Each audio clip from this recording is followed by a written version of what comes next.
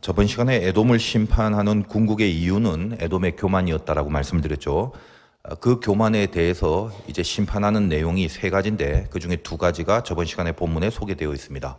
6절에 보니까 에서가 어찌 그리 수탈되었고 그 감춘 보물이 어찌 그리 빼앗겼는고, 보물을 감춰놨는데 그게 빼앗겨지는 심판이랍니다. 7절에 보니까 너와 약조한 모든 자들이 다 너를 쫓아 변경에 이르게 하며, 이제까지 같은 편이 되었던 사람들이 배신을 하고 에돔으로부터 등을 돌리는 이 배신당하는 심판입니다. 자, 지금 에돔은 자기가 갖고 있는 것, 그게 물질이든 재물이든, 그리고 나라의 동맹, 우리로 따지면 인맥 관계 등 이런 것들을 갖고 하나님 위에 올라가 있다라는 것을, 그걸 자랑하고 있었고 그 힘으로 버팅기고 살고 있었는데 하나님이 그 자리에서 에돔을 끌어내리신다라고 그랬죠. 저번 시간에 다루었던 내용입니다. 자, 그리고 오늘 이제 8절과 9절에 이 에돔을 향한 세 번째 심판의 내용이 소개되고 있습니다. 8절과 9절 다시 보겠습니다. 여호와의 말씀이니라. 그날에 내가 에돔에서 지혜 있는 자를 멸하며 에서의 산에서 지각 있는 자를 멸하지 아니하겠느냐. 드마나 네 용사들이 놀랄 것이라. 이로 말미암아 에서의 산에 있는 사람은 다 죽임을 당하며 멸절되리라. 여기 그 드만이라는 표현이 나오는데 에돔을 대표하는 도시를 말합니다. 여러분 그 욥기를 할 때 그 욥의 친구 중에 대만 사람 엘리바스라는 표현이 나오는데 그 대만이 여기 있는 드만과 같은 곳이에요. 그래서 역사적으로 이 지역에 지혜로운 사람이 많았다는 역사 기록이 있습니다. 그래서 우리가 이제 욥기를 묵상할 때 설명을 드린 바 있지만, 엘리바스도 자기가 가진 지식과 지혜를 근거로 해서 그 욥의 고난에 대해서 뭐라고 이야기를 합니까? 그 욥의 고난에 대한 해석을 바로 해버리죠. 뭐 기억이 안 나시겠지만 돌직구를 날려버립니다. 욥아, 생각해봐라. 죄 없이 망한 자가 있느냐. 이런 멘트를 날립니다. 그 네가 힘든 거 죄 때문이야, 이 얘기하려고 하는 거죠. 아주 단언을 합니다. 자기의 경험적인 지식, 또 욥의 그 고난에 대한 자기 해석, 그렇게 진단을 해버리는 것으로 나와 있는 사실을 우리가 욥기에서 발견할 수 있습니다. 하여간 그 정도로 여기 드만이라는 곳은 뭔가 지식과 지혜로 유명했던 곳이었습니다. 근데 오늘 본문에 보면 드만아, 네 용사들이 놀랄 것이다. 왜 놀라나요?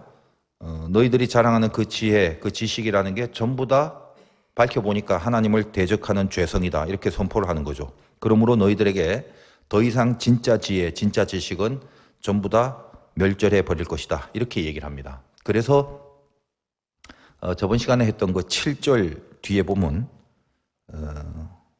네 마음에 지각이 없음이로다. 이게 굉장히 무서운 내용이라고 그랬죠. 지각을 못한다는 거예요. 그 지각이 없음이란 내용과 연결하여 오늘 이 에돔을 향한 심판의 내용 중에 세 번째가 지혜와 지식을 다 없애버린다, 이렇게 우리들에게 이야기를 하고 있는 것입니다. 이 심판, 특별히 마지막에 지각이 없어지는 심판, 지혜와 지식이 다 날아가 버리는 심판, 이건 무서운 겁니다. 여러분 뭐 지식과 지혜가 멸절된다, 지각이 없어진다, 이 말을 얼핏 들으면 사람들의 뭐 지능이 다 떨어져 갖고 이게 전응화가 되는가 보다, 이렇게 생각할 수도 있습니다만 그 말이 아니고요. 에돔이 지금 이런 식으로 심판을 받아도 뭐가 잘못된 건지, 뭘 고쳐야 되는지, 거기에 대한 각성이 일어나지 않는단 말이죠. 영적인 문둥병입니다. 문둥병이 왜 이게 심각한 병이라고 그랬습니까? 어디가 아픈지, 왜 코가 떨어져 나가고 귀가 떨어져 나가는지 감각이 없으니까 고칠 수가 없다는 거죠.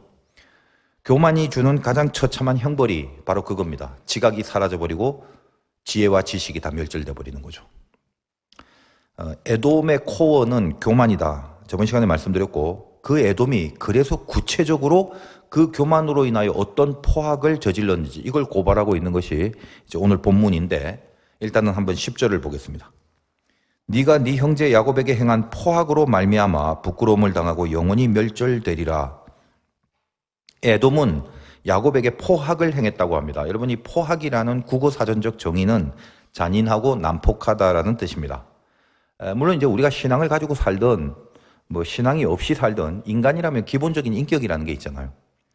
그래서 잔인하고 난폭하고 그런 내용들은 비인격적이고 비인간적이라는 생각을 하고 있지 않습니까?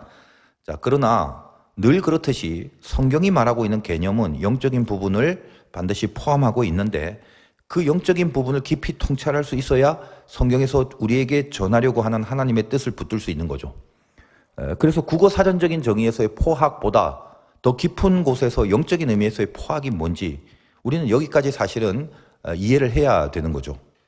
일단은 에돔의 이 포악이라는 게 어떤 식으로 이스라엘에게 드러났는지 그게 오늘 본문 가운데 설명되고 있기 때문에 그것을 잠깐 살펴보기로 합니다. 오바댜의 기록 연대는 우리가 정확히 알 수 없다고 그랬죠.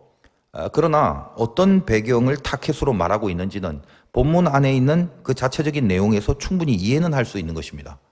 이게 무슨 말이냐면 예를 들면 제가 뭐 이순신 장군을 좋아하잖아요. 그래서 이 거북선에 대해서 글을 썼다고 합시다. 뭐 거북선의 모양, 뭐 입에서 불이 나오는 거, 외적을 물리치는 사건들 등등. 근데 그 글을 언제 썼는지 모릅니다. 10년 전에 썼는지 100년 전에 썼는지 제가 거북선에 대해서 글을 쓴 그 글 내용 안에는 언제 썼다라는 기록을 안 했다는 거예요. 그러나 어때요? 언제 썼는지는 모릅니다만 거북선이 실제하는 역사가 있죠. 그리고 그 실제하는 역사를 타켓으로 제가 글을 쓴 거죠. 그런 이해를 하시면서 오늘 본문의 11절 이후의 배경은 비록 오바댜의 기록 연대를 우리가 알 수는 없다 할지라도 어떤 실제적 역사의 배경을 근거로 하여 이 글을 적었는지는 알 수가 있습니다. 그 배경이 뭐냐? 바벨론에 의하여 남유다가 멸망하던 그 역사가 배경이라는 것을 이해를 하고 살펴보면 되는 거예요. 자, 그래서 일단 11절을 보겠습니다. 우리가 지금부터 읽는 이 11, 12, 13, 14절이 뭐라고요? 에돔이 유다를 향해서 어떤 포악한 행위를 했는가? 일단 그거를 살펴보고 포악에 대한 영적 개념을 다시 한번 우리가 짚어보도록 하겠습니다. 우리 11절 한번 볼게요. 네가 멀리 섰던 날 곧 이방인이 그의 재물을 빼앗아가며 외국인이 그의 성문에 들어가서 예루살렘을 얻기 위하여 제비 뽑던 날에 너도 그들 중 한 사람 같았느니라. 외국인이 성문에 들어갔다는 이 외국인이 바벨론을 말하는 거예요. 그러니까 우리가 역사적 사건 속에 바벨론의 느부갓네살 왕에 의해서 BC 586년에 이 예루살렘의 성이 멸망당합니다. 다 아시죠? 그 정도는. 그래서 이 유다가 멸망할 때 에돔은 그 유다를 멸망케 하는 그 외국인, 오늘 성경에 표현해 보면 바벨론에 같이 동참을 해버려요. 사실 우리가 알다시피 야곱과 에서, 유다와 에돔은 형제지간입니다. 그러니까 형제 나라인 유다가 멸망당하는 것을 그냥 가만히 지켜보고만 있어도 이건 사실은 죄악인데 한술 더 떠갖고 바벨론이 예루살렘 성으로 쳐들어올 때 에돔이 거기에 동참해서 같이 쳐들어가서 그 유다를 망하게 했다라는 거예요. 이것이 에돔의 포악이에요. 그 다음에 12절 보겠습니다. 네가 형제의 날 곧 그 재앙의 날에 방관할 것이 아니며 유다 자손이 패망하는 날에 기뻐할 것이 아니며 그 고난의 날에 네가 입을 크게 벌릴 것이 아니며, 여기 이제 표현이 뭐뭐하며 아니면인데 이건 어떤 어법이냐면 그래서는 안 된다라는 어법입니다. 좀 이따 다시 한번 설명을 해드리겠습니다. 어쨌든 12절 보십시오. 에돔은 바벨론과 손을 잡고 이렇게 유다를 쳤을 뿐만 아니라 이제 포로로 끌려가고 그 유다가 멸망당하는 그 모습을 이렇게 바라보면서 기뻐하고 고소해했다는 거예요. 오늘의 이 방관이라는 표현이 나오는데 이 방관이라는 번역을 영어 성경에는 고소해했다라고 번역을 했는데 훨씬 가슴에 와닿는 번역이죠. 자, 이어서 13절을 읽겠습니다. 내 백성이 환난을 당하는 날에 네가 그 성문에 들어가지 않을 것이며 환난을 당하는 날에 네가 그 고난을 방관하지 않을 것이며 환난을 당하는 날에 네가 그 재물에 손을 대지 않을 것이며, 이것도 마찬가지로 우리말로 읽으면 좀 이해가 안 되는데 뭐뭐 하지 않을 것이며 이런 표현은 그렇게 하면 안 되는 것이었다라는 이제 어법입니다. 그 정도로 이해를 하시면 됩니다. 그러니까 그 성문에 들어가면 안 되는 것이었다. 그 고난을 방관하면 안 되는 것이었다. 그 재물을 손대면 안 되는 것이었다. 그런 뜻입니다. 자, 유다가 아무래도 공격을 당하고 그래서 막 쓰러져서 신음하고 있는 틈에 에돔은 그 안에 들어가서 그나마 거기 조금 남겨져 숨겨져 있는 재물들을 전부 다 약탈하고 있었다는 것입니다. 얼마나 잔인해요. 이것이 에돔의 포악입니다. 유다를 향한. 그리고 이제 마지막에 14절. 내 거리에 서서 그 도망하는 자를 막지 않을 것이며 고난의 날에 그 남은 자를 원수에게 넘기지 않을 것이니라. 마찬가지죠. 그러면 안 된다는 표현인데 막지 않아야 했다, 넘기지 말았어야 했다. 그런 어법입니다. 이 에돔은 그 유대인들이 그렇게 당하고 다 뺏기고 그러다가 근근히 피하고 피해서 도망하는 그 몇 명 안 되는 사람조차도 숨어 있다가 잡아갖고 바벨론의 노예상들에게 넘겨줬어요. 실제로 역사에 있었던 일이고 이런 에돔의 포악함을 이렇게 쭉 열거해 놓습니다. 그러니까 여러분 어떤가요? 얼핏 살펴봐도 에돔이 유다에게 행한 짓은 포악이었죠. 난폭하고 잔인한 것이었습니다. 그래서 대부분 한 장밖에 없는 이 오바댜의 그 설교들은 거의 다 동일합니다. 메시지가. 그리고 뭐 다 맞는 말이고요. 어떤 거죠? 형제의 아픔 방관하지 말자. 서로 아끼고 위해주자. 그것이 마땅한 신자들의 도리다. 뭐 그런 메시지로 일관이 되어 있습니다. 뭐 맞는 말이죠. 당연히 형제의 아픔을 방관만 하면 되겠습니까? 그래서 많은 목사님들이 약속이라도 한 듯이 늘 이 본문의 설교 중에는 그 선한 사마리아인의 비유를 꼭 집어넣어서 이렇게 설교를 하십니다. 지당한 교훈이고 권면입니다. 이제 그러나 그런 은혜를 우리가 일단 받고 나서 우리는 이제 조금 더 한번 깊숙하게 들어가 보겠습니다. 지금 에돔이 유다를 향해서 자행한 이 포악은 우리가 저번 시간에 했다시피 그 앞에 그 에돔의 교만이라는 시발점에서 출발한 액션이 되는 거죠. 포악한 것이 갑자기 떨어진 게 아니라 이 포악의 시발점이 교만이었고 교만으로부터 연결된 액션이 포악이 되는 것입니다. 여러분 기독교의 핵심은 사랑이죠. 뭐 뻔한 얘기 아닙니까? 그래서 사랑 이러면 보통 두 가지를 이야기합니다. 하나님 사랑과 이웃 사랑이죠. 십계명에도 우리에게 주어진 가장 중요한 계명인데 당연히 두 가지 사랑에 대한 계명을 제시하고 있습니다. 알다시피 1에서 4까지는 하나님 사랑, 5에서 10까지는 이웃 사랑. 근데 이 10계명에 대해서 우리가 좀 오해를 하시면 안 되는데 야 계명이 10개니까 지금 내가 이 수준으로 한 6개 정도는 지킬 수 있는데 그건 4개는 잘 못 지키겠네. 앞으로 좀 더 노력하고 분발해서 이 4개를 지켜나갈 거야. 그런 식으로 이해를 하시면 안 됩니다. 물론 우리의 연약함이 있다 보니까 저도 마찬가지지만 그런 식의 고백이나 그런 식의 진심이 있죠. 이제 그거를 뭐라고 하는 건 아니에요. 누구나 보통은 다 그렇게 고백을 할 수 있지 않겠습니까? 자, 그러나 영적으로 봤을 때 정작 이 10계명은 돌판 하나에 10개를 다 기록을 하고 이스라엘에게 동시에 주어진 것입니다. 그거는요, 다 지키던가 다 안 지키던가 결국은 둘 중에 하나가 되는 거예요. 생각해 보세요. 도둑질을 했는데 도둑질 한 사람이 딱 그것만 어기고 도둑질 하지 말라. 나머지는 다 철저하게 지키게 된 거라고 인정을 받을 수 있겠습니까? 도둑질 하려면 이웃을 일단 탐내야 되고 어떻게 하려고 하면 거짓으로 속여야 되고 때로는 도둑질 하다가 사람을 죽여야 될 상황이 올 수도 있고 그러면서도 다른 신을 내 앞에 두지 않고 우상을 섬기지 않고 뭐 오로지 하나님만 섬기겠다? 말이 안 되는 거죠. 여러분 다윗이 대표적이죠. 바세바를 범할 때 간음만 하는 게 아니라 살인하죠. 이웃 탐하죠. 탐낸 거죠. 도둑질한 거죠. 그러다 보니까 어떻습니까? 그럼에도 불구하고 다른 신은 안 섬기고 다윗은 하나님만 잘 믿고 있었으며 우상을 안 만들었고 하나님의 이름을 망령되이지 않게 하고 살았다. 안식일도 거룩하게 지켰노라. 말이 안 되는 거죠. 그렇다면 결국 우리가 명심해야 될 것은 하나님을 사랑하고 이웃을 사랑한다는 것은 두 개의 개념이 아니라 한 개의 개념이란 말입니다. 나는 아직 하나님은 사랑하는데 이웃은 아직 잘 사랑 못해. 나는 이웃은 사랑할 수 있는데 하나님 사랑하는 건 잘 안 돼. 물론 우리가 신앙생활을 하는 과정에서 순번적으로 그다음 이게 있을 수는 있겠지만 합쳐서 통틀어 놓고 본다면 이 두 개의 개념을 구분하거나 갈라서서 적용될 수 없는 영적 원리다라는 거예요. 무슨 말이에요? 한 개의 개념. 굳이 순번을 따지자면 하나님과의 관계에 대한 계명이 앞에 나오는 거니까 일단 하나님을 사랑하고 내가 하나님을 사랑하는 게 진짜가 되면 자동적으로 연결돼서 이웃을 사랑하게 되는 거다라는 말이에요. 세상 사람들은 인격적인 사람도 많잖아요. 우리 기독교인보다 훨씬 더 착하고 인격적인 사람이 세상에 당연히 있겠죠. 그래서 그 인격적인 사람한테는 오리를 같이 갑시다 라고 했을 때 그 사람에게 오리를 같이 가줍니다. 그러나 하나님을 사랑함으로 이웃을 사랑하려고 하는 사람, 하나님을 사랑하는 관계 때문에 비롯된 이웃의 사랑에 대하여 마음을 품고 있는 그 사람은 오리를 가달라고 할 때 심리를 가줄 수도 있게 되는 거예요. 너희는 거기까지 가라. 그것이 진정한 이웃 사랑이다. 이게 주님의 말씀이죠. 지금 제가 드린 말씀은 우린 예수를 믿고 사니까 세상의 인격적인 사람들보다 훨씬 더 세게 착해야 돼. 뭔가 충격적으로 더 선해야 돼. 그런 말씀을 드리는 게 아닙니다. 우리 뿌리에 어떤 동기가 있어야 되냐. 이제 그걸 말씀드리는 거라고요. 예수 믿는 사람들의 모든 행동 양식은 전부가 다 하나님과 맺은 관계, 그것으로 인하여 비롯되는 것들이어야 한다. 그 말씀입니다. 그러니까 늘 하나님을 의식하고 늘 하나님을 생각하고 늘 주님이 내 마음에 품어져 있는 채로 살게 되는 거죠. 착해서 도와주는 게 아니라 하나님 생각하고 도와주는 거예요. 우리 교회 이제 어떤 권사님이 제가 이번 주 금요일에 전한 말씀에 힘을 얻어서 그렇게 기도를 했다라는 이야기를 하셨습니다.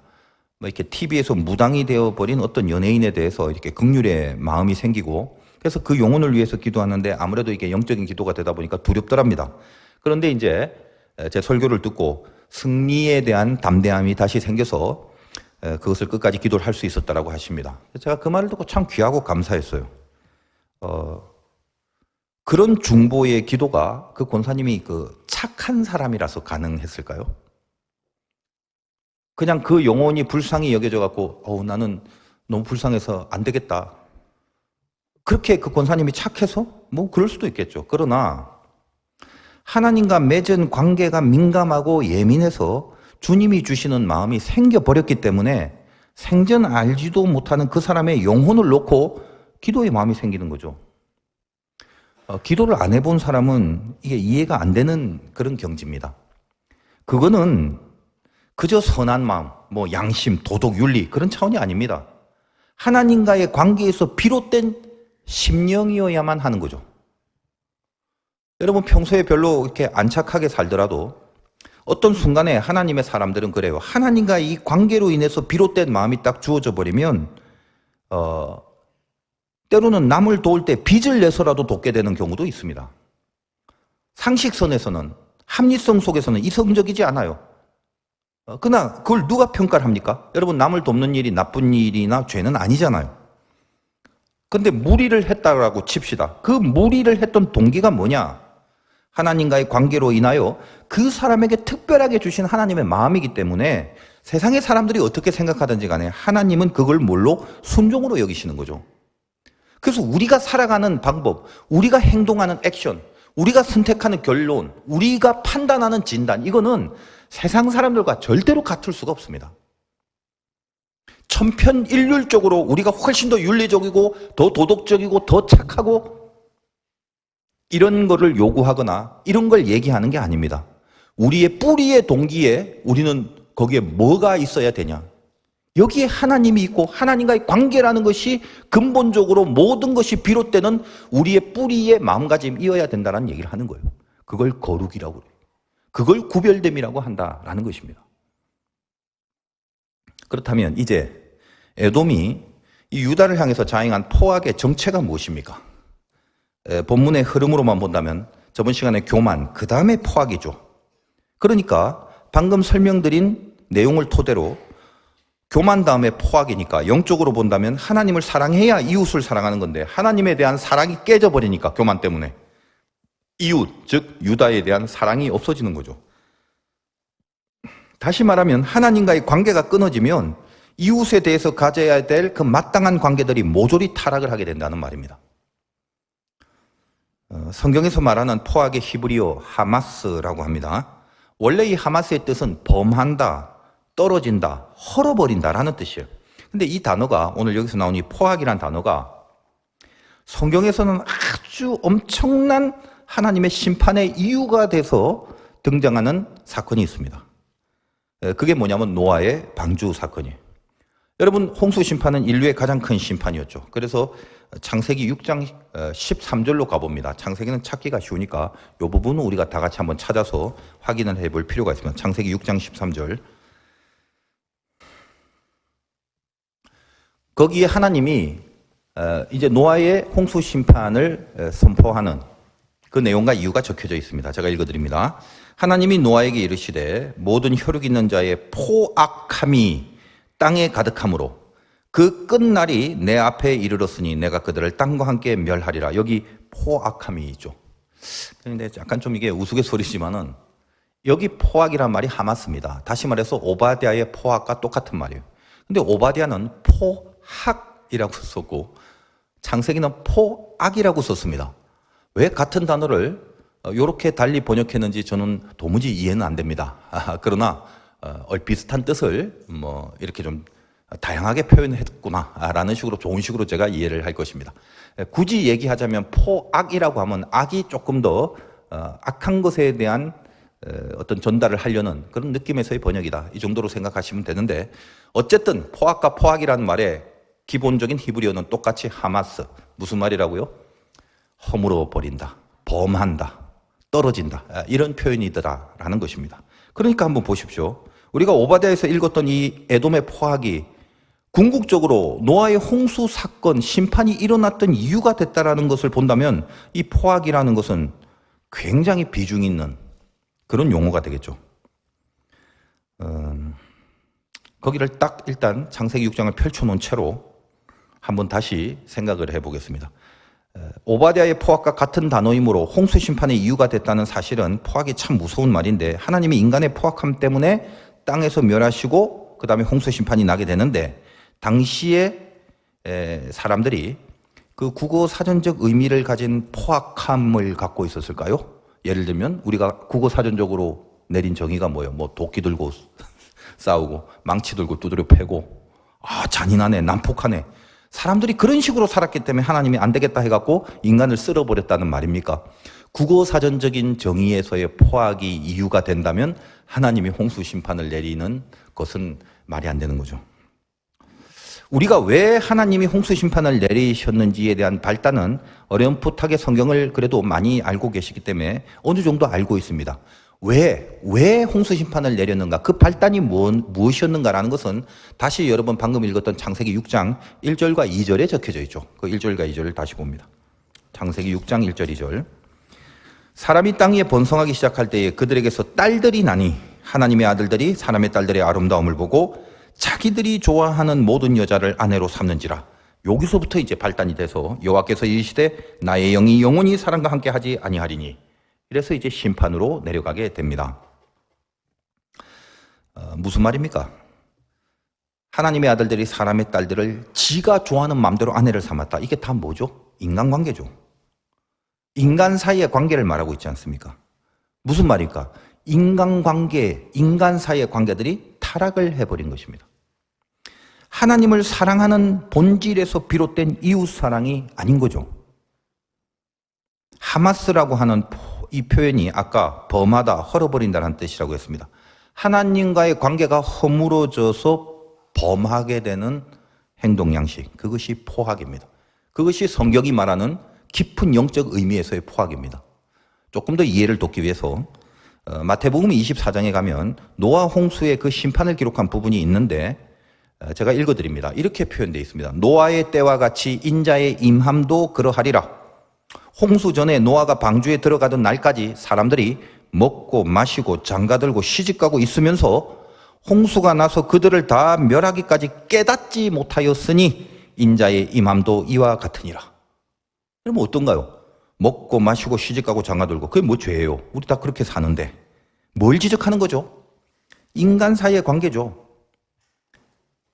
단지 장가들고 시집가는 게 나쁜 게 아니라 하나님과의 관계가 다 끊어진 상태에서 자행되는 인간 사이의 관계. 여러분 인간 사이의 관계 중에 어쩌면 가장 중요한 것이 결혼이고 시집가고 장가가는 거 아닙니까?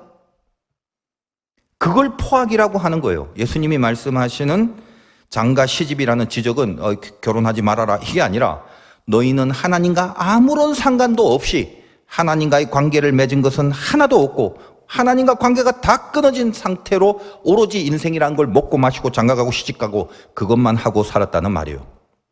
그래서 예수님이 말씀하시는 이 장가와 시집은 전부 다 아까 봤던 창세기에서 말하는 하나님의 아들들이 사람의 딸들을 보고 자기들이 좋아하는 모든 여자를 지 멋대로 아내로 삼았다라는 것과 동일한 개념이 되는 것입니다.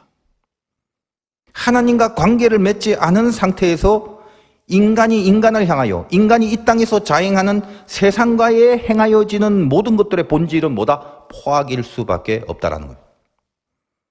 그것이 노아의 심판의 궁극적인 이유였고 에돔을 심판하시는 이 심판의 궁극적 이유로 하나님이 우리들에게 소개하고 있습니다. 가인이 아벨을 죽입니다. 아벨을 죽일 이유가 없죠. 아벨이 가인을 놀린 것도 없고 아벨이 가인에게 해코지한 것도 없습니다. 왜 죽였습니까? 그런데 하나님과의 관계가 끊어져 버리니까 가인이 인간 간의 관계가 타락을 해버리는 거죠. 여러분 세상 뉴스들 보면 참 이해 안 되죠. 그냥 죽입니다. 그냥.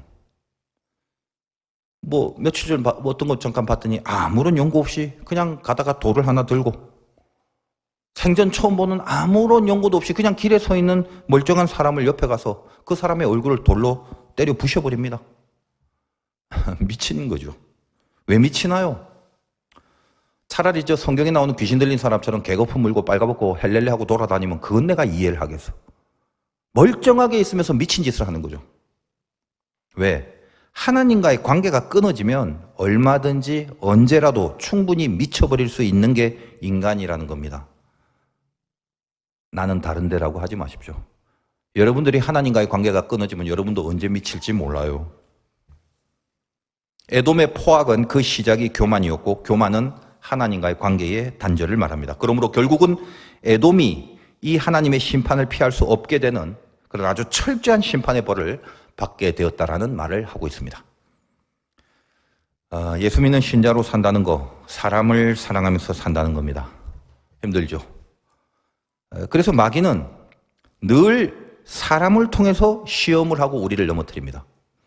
사람을 사랑한다는 것은, 적어도 예수 믿는 사람이 사람을 사랑한다는 것은 하나님을 사랑하기 때문에 비롯된 것이라는 것을 알기에, 하나님을 사랑하면 사람을 사랑하게 되기 때문에 마귀는 사람을 사랑하지 못하게 함으로써 우리가 하나님과 사랑하고 있다는 관계를 훼손시키고 끊어버리려는 계획을 세우는 거예요. 그래서 사실 예수 믿는 사람들의 대부분의 시험은 어디서 오느냐? 전부 다 사람의 관계 속에서, 사람을 통해서 시험이 오게 됩니다. 그 사람을 통하여 결국은 하나님과의 관계를 막히게 하려는 거거든요. 뭐 젊은 친구들이 가끔 이제 저에게 와서 상담을 하거나 이럴 때 힘들다. 직장이 힘들다. 그래서 직장이 일이 힘드냐? 아니죠. 일이 힘든 경우보다는 늘 그 직장에서 같이 했던 사람들이 거의 다 그것 때문에 힘들다라는 것을 토로합니다. 어떻게 살아야 됩니까? 저 자신을 보니까 그렇더라고요. 은혜가 떨어지면 내 속을 보지 않고 남의 겉을 보게 됩니다. 제일 중요한 게, 믿음을 갖고 있으면 내 속을 보는 게 제일 먼저 돼야 되는데, 저도 마찬가지. 은혜가 딱 떨어지면 내 속을 안 봐요. 남의 겉을 보게 됩니다. 먼저 봐야 될 게 내 속인데 내 속을 들여다볼 생각은 까마득하게 잊어버리고, 그리고 전신에 남의 겉만 보게 됩니다. 그 사람의 속도 분명히 있을 건데 그 사람의 속을 이해하려는 시도조차 안 합니다. 내 속을 볼 줄 아는 사람이라면 다른 사람의 속도 생각을 하고 다른 사람의 속도 보려고 하는 거거든요. 그런데 내 속을 안 보는 사람은 다른 사람의 겉만 딱 보게 되어 있습니다. 여러분이 은혜를 상실하면 나타나는 증상, 딱 그겁니다. 내 속은 절대 안 보고 남의 겉만 보이누나. 그런 상태 되면 즉각 판단하셔야 돼요. 나 지금 상태 안 좋네. 하나님과의 관계가 별로네, 이거요. 여러분, 저도 은혜가 떨어지면 가장 선명하게 드러나는 것은 하나님의 말씀이 아니라 어떤 영화의 대사더라고요. 은혜 떨어지면. 사람은 호의를 베풀면 권리인 줄 안다 라는 말이요. 은혜가 떨어져 버리면 그 순간 제가 제일 하고 싶은 말, 맞다라고 생각되는 말이 바로 그 영화 대사가 되어버립니다. 상태가 안 좋아진 증거죠. 왜요?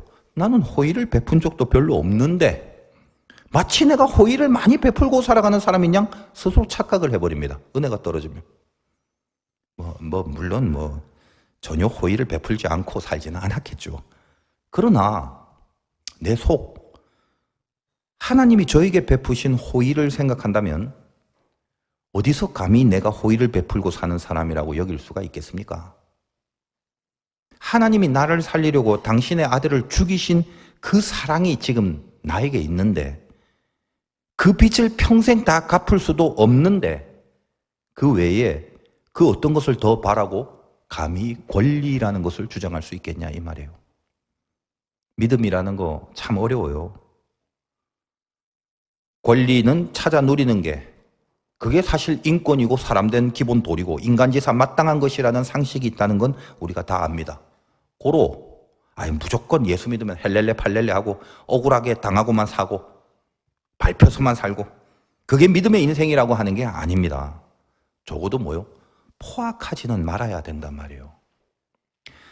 내가 죄를 범하고 내가 하나님과 멀어져서 하나님과의 관계를 다 허물어버린 상태에서 내 속은 아랑곳 없이 남의 겉을 보고 자행하는 그 포항만큼은 그건 버릴 줄 알고 다스릴 줄 알고 고칠 줄 알아야 된다는 것입니다. 에돔처럼 안 되려면. 무슨 상황이 있을지라도 내가 내 속을 하나님과의 관계 속에서 바라볼 수 있을 때, 그리고 나를 사랑하시는 하나님이 나에게 어떤 호의를 베풀었는지를 가슴 뜨겁게 한번 느껴달라는 거예요. 그리고 그 사랑의 벅찬 은혜를 먼저 한번 느낀 다음에 비로소 나와 관계된 그 사람을 대우해 보자는 것입니다.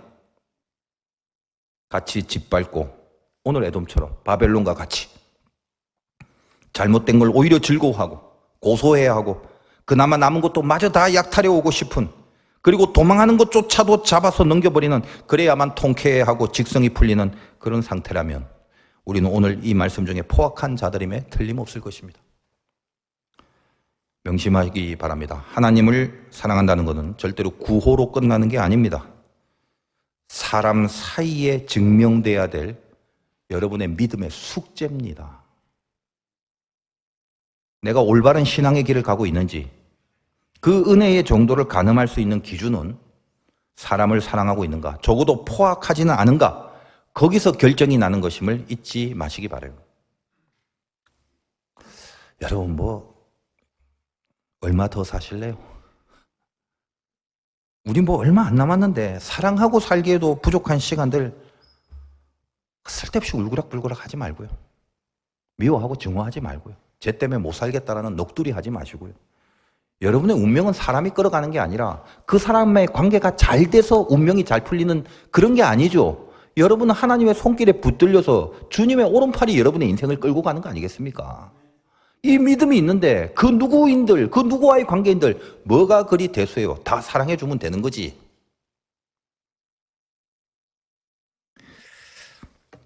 우리끼리라도, 우리 예수 믿는 사람끼리라도 사랑하고 위해주고 그 사람 위해 한번 죽어주고 그 발을 닦아주는 모습을 요한복음에서 배웠다면 내 자세를 낮춰서 진짜 섬겨주는 낮은 자리에서 한번 살아내 보시는 시도를 해보시길 바라요.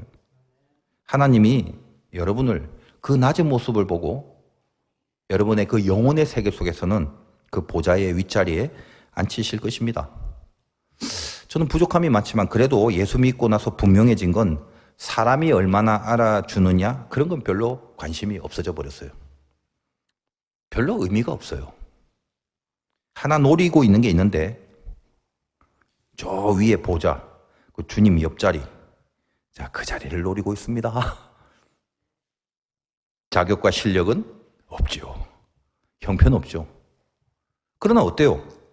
거룩한 목표 아닌가요?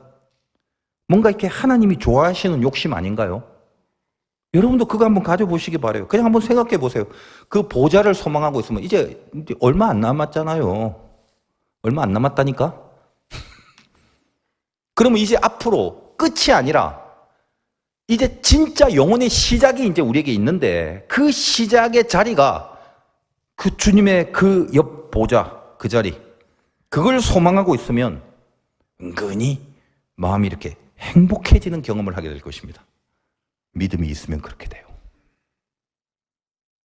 그 보좌를 사모하고 사시면 하나님도 여러분을 끔찍히 사랑하게 될 것입니다.